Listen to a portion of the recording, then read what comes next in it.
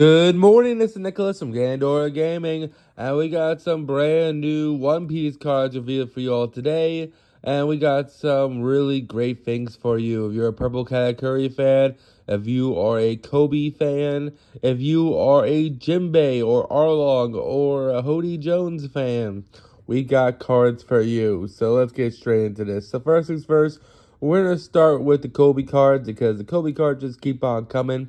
They will not stop. Every card revealed for Kobe as a Navy leader or a sword leader, whatever the fuck you want to call him, has been absolutely busted. We got the broken ass 6-cost Hamepo. We have the broken 1-cost Prince Cruz. The broken 5-cost Hibari. The 4-cost Doll is absolutely cracked out of its mind as a blocker. We got the Honesty Impact event, which is basically just Red Rock for red as a whole. Peacock is just an amazing searcher. Everything for the red black Kobe deck has been absolutely out of its world. And we got two more bangers for you. That's right, we got a brand new 4-cost Kuzan. And we have a brand new 8-cost Garp. So we're going to go with Kuzan first. He is a 4-cost 5k power Navy type character. On play, trash top 3 cards to your deck. When attacking up to one of your leaders, up to one of your leader or Navy type characters can attack active characters during this turn. So that's already pretty solid. So if you don't know, the Kobe leader, if I remember correctly, he allows you to basically give all sword members rush. However, this is a Navy card, so this card does not have rush. But it does just on play mill 3, which is important because the Kobe deck wants, in order to protect cards that are Navy or sword type, it needs to shuffle back cards from the trash back into deck. Basically, you have to return cards from your trash back to deck in order to save your Navy type characters 7,000 or less power. You need to shuffle back 3 to be exact. So this does fill the requirements of that. However, I kind of wish he was a sword member, but I think that's spoilers. So if you don't know, Kuzan is working for the Blackbeard Pirates as we speak. This is really our first Navy Kuzan since the other 4-cost Kuzan. And honestly, this card's not bad. It's another when attacking character. However, I don't know. I feel like it's just not good enough. I think this is the first dud of the set. I know it's filling up the trash, which is what matters. Ultimately, this on play trash 3. However, for the Kobe leader itself, the fact that you can't rush with it, the fact that when attacking, all it does is it gives the ability to attack active characters, and you only get to choose one. So I guess the idea here is that you can give like maybe your lead. Let's say you only have him on field. When attacking, give your leader ability to attack other characters to put all your Dawn onto your leader so you can kill something that way. I guess, but I don't know. I don't know how powerful this when attacking a leader or Navy type character can attack active characters. I guess it's cool because I guess you could play this out. If it does not get killed, then you can play out a rush character, which is a sword member. Then you can give it that bonus effect of it can attack active characters. So I guess that part's cool. But it's definitely a 2-turn combo, which a lot of people can interrupt because it's just a 4-cost 5k character. So keep that in mind. It does have a 1,000 counter though, so there you go. Next we have Garp. Now Garp is absolutely incredible. That's a new Monkey D. Garp, 8-cost, 8k power Navy. On play, you may place 3 cards from your Navy from your trash to bomb deck in any order. Give one of your leaders 1 Rested Dawn. Then if you have a character on play with a cost of 9 or more, KO to all your opponent's characters with 7 or less. So, why do I think this might be crazy? So, I actually don't think this card's that great in the Kobe deck. So, if you don't know, Kobe's whole gimmick is that he gives sword cards rush, and then basically he can protect sword cards with 7,000 or less power. However, this is a Navy card, so right off the bat, this card does not have rush. And it's also 8,000, so you can't really protect it because you only protect 7,000 or less characters.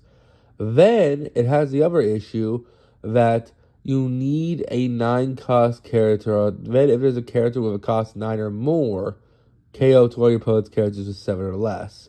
So there needs to be a 9 cost or higher character already on field for him to pop a 7 or less. So I'm not really sure how he functions. He functions a little weird. And because let's say you're trying to kill a 10 cost character. Well, in order to kill a 10 cost character, you gotta reduce it to 7. However, by reducing it to 7, there's no longer a 9 cost or higher character on field. So that's the issue I see with this Garp. The issue I see is that this character himself is not a 9 cost character. Thus, he does not fill his own condition to kill a 7 cost. However, I do think this card does see play in a deck like Black Monkey D. Luffy. Because they have a field spell. If you don't remember Black Monkey D. Luffy from the starter decks, not the first one, the second one, the actual good Monkey D. Luffy, his whole game plan was increasing the characters on his field, by his cost of their characters on field by effects. So if I remember correctly, they have a field spell, and their field spell increases all characters on their field by a certain amount. Or if you put a Dawn on the leader, I think that also increases the leaders. Let's go all characters. So yes, so 1 Dawn, give all your characters +1 cost. Then if you control an 8 cost or higher character, this character gains 1,000 power. So I think this card worked really good in Monkey D. Luffy. Now I know the stage does not work because it only boosts Straw Hats, now that I see. However, with the leader, you could play this in this deck as an 8 cost character. Play it. Of course, you have to have Dawn on your leader. Now you fill the requirements of having a 9 cost character on field. So now this is an 8 cost character who actually... Wait. Actually, this card is perfect for this leader. Wait a minute. I'm coming up with a revelation as we're talking. This card was not made for Kobe. This card was made for this Monkey D. Luffy because this card, its first effect says give a rested Dawn to your leader. Then if there's a character with 9 more costs, KO 7 costs. By giving the rested Dawn to your leader is now giving him the plus cost in order to kill a 7 or less. This is just Monkey D. Luffy support. This isn't Kobe support. Okay, that makes much more sense. As a Monkey D. Luffy card, this card feels way better. Because this is just a 7 cost character that kills a 7 cost or less character. And I say it's 7 because don't forget it's giving a rested Dawn to your leader. So on your 8 Dawn turn, you can play this out, make your character a 6k leader, and pop a 7 or less. That is incredible. There you go. Okay. I thought this card was good, but I was a little confused about it. Because I was like, how does this fit with the Kobe leader? It doesn't. This card isn't made for Kobe. This card is made for the Black Monkey D. Luffy leader. Which is kind of ironic because this is Kobe's little boss / master / his master. So it's kind of funny that it's not actually made for the Kobe deck. I guess you could still play it in the Kobe deck, but it's definitely a lot less synergistic. That's it for the sword cards that got revealed. Let's talk about the brand new Arlong / Jinbei card that got revealed. So we got a new 7 cost Arlong. There's a 7 cost 7k / character, Fishman Island, Sun Pirates. If your leader is Fishman type and you have 3 or less life, and your opponent has 5 or more rested cards on their board, this card has -3 costs. Trigger rest up to all your opponent's characters of 4 or less. So its trigger is pretty solid. I like that it has a trigger. I like that extremely well. Also, this is absolutely great support for the Arlong leader himself, and I didn't even realize this. So basically what this card is that this is a 7 cost character. You can cheat off Arlong. This is a 7 cost 7k power character that can be cheated off Arlong's ability. Because your leader is a Fishman type if you have 3 or less life, and your opponent has 5 or more rested Dawn. So literally, if you're going second on your 6th Dawn turn when your opponent has 5 Dawn, you could do leader effect, play this out for free when you do your leader swing because it has -3 cost. So with 3 Dawn, you can cheat out this Arlong. This Arlong is more of a Arlong card than a Jinbei card. And that's what makes it really good because it is a trigger card, so you can play it off the Arlong ability, which is kind of cracked. This card's actually really insane. As for the Jinbei leader himself, this is just a, I guess, 4 cost 7k you can play out and restand with leader ability. It really doesn't do much else for you as a Jinbei leader. It doesn't like give you the teeth that you need, but as a Arlong card, this card's cracked out of its mind. It has a counter. It's a 7 cost 7k beat stick. That's actually kind of insane. This is kind of what Arlong needed.